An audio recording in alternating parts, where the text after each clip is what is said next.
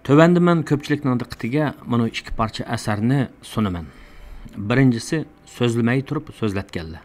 Bu İglik tiklash melodiyasi nomli kitabımda yozilgan qisqa yozma. İkincisi ko'ringanidek bo'lmagan Silvia Bloom xonim. O xotiramda bor hozir. Men bu ikki parcha asarni Moshu asarda so'zlangan kishilar haqida New York vaqti gazetida e'lon qilingan yozmalarni ko'rgandan keyin yozib chiqqan.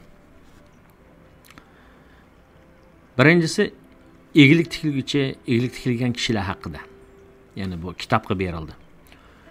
So'zlamay turib so'zlatganlar. Bugungi, ya'ni 2011-yili 9-noyabrdagi New York vaqti gazetida e'lon qilingan inglizcha bilmay turib muvaffaqiyat qozongan korxonachilar degan temadagi maqolani saharda zo'r qiziqish bilan o'qib chiqdim. Menga ta'sir qilgan bu maqolaning boshqa kishilarga ham ta'sir qilish mumkinligini ko'zda tutib, u vaqtda to'xtalgim keldi. Hikoya bundan 40 yil burun Meksikadan New Yorkga kelgan, faqat boshlang'ich maktab tarbiyasi ko'rgan Felix Sanchez La Guzman ismli bir ispan kishining bugungi kunda 19 million dollar qimmatidagi boylikning egasiga aylanganligi. Ammo bu kishining ta hozirgacha inglizcha oddiy so'zlardan boshqa inglizcha bilmaydiganligi bilan boshlangan.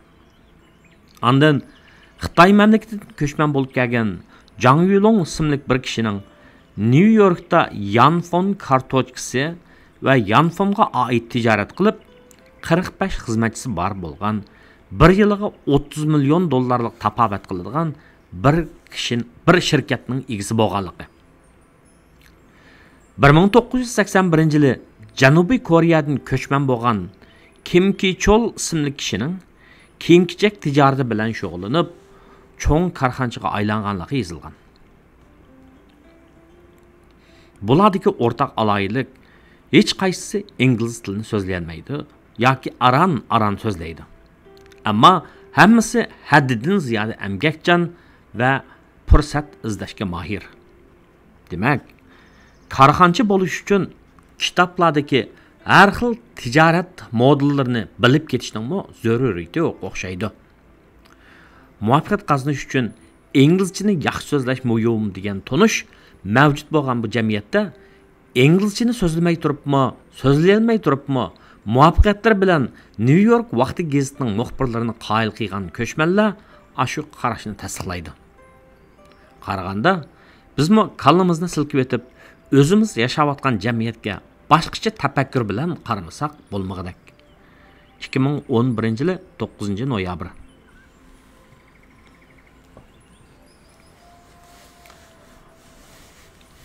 İkinci yazma.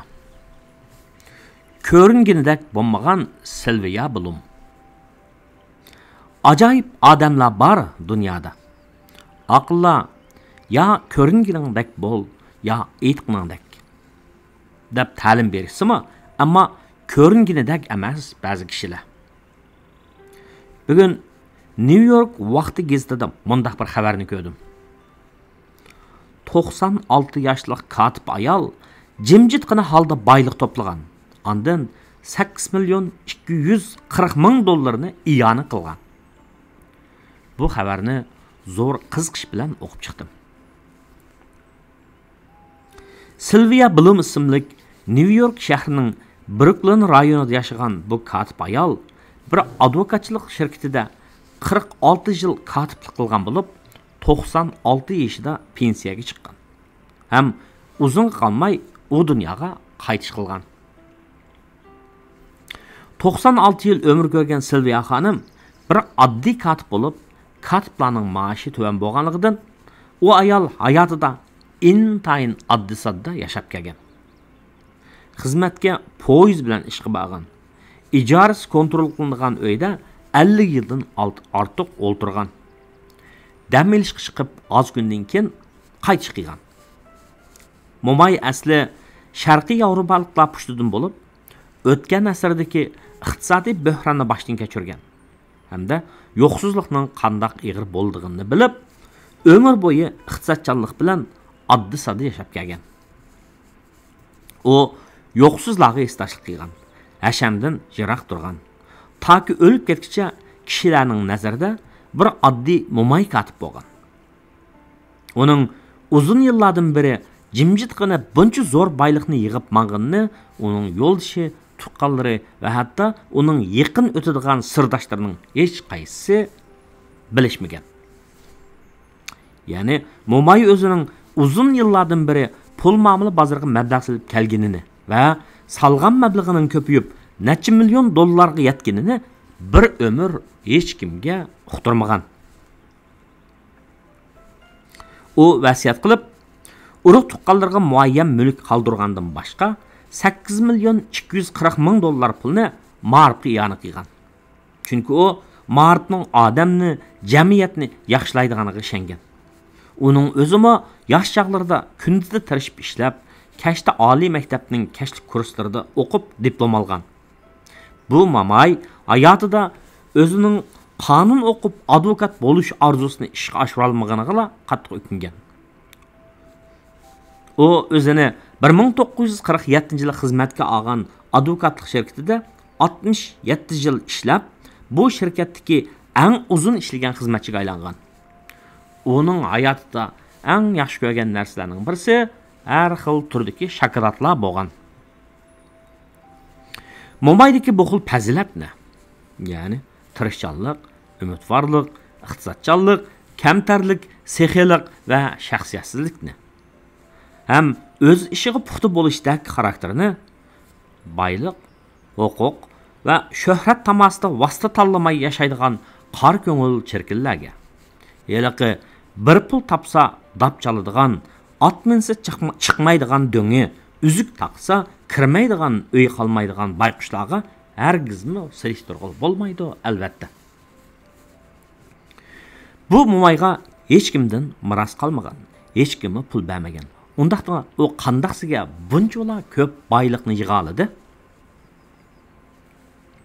Mo'may o'zining katiblik xizmatida boshlig'ining xususiy mablag'chilik ishlarini boshqargan bo'lib, boshlig'i o'ziga pay chek setib olmoqchi bo'lganida katibi bo'lgan Silviya xonimga buyurgan. Silviya xonim boshlig'i elishni buyurgan payni, garchi uning maoshi yuqori bo'lmasa-mu, o'ziga azazdan ilib mangan. Ya'ni bir yoki bir necha pay bo'lsa-mu, uni izchil yo'sinda uzun muddat ilib mangan. Demak, Silviya xonimning mablag'chilikdagi muvaffaqiyati uning Einsteinning bunu so'zini yaxshi tushunganlarning biri ekanligini ko'rsatdi. Einstein mundaq degan: "Jug'lanma o'sim bu dunyodagi 8-xil mo'jizat bo'lib, onu tushungan kishi erishidi. Onu tushunmagan kishi yo'qtidi." 2018-yil 6-may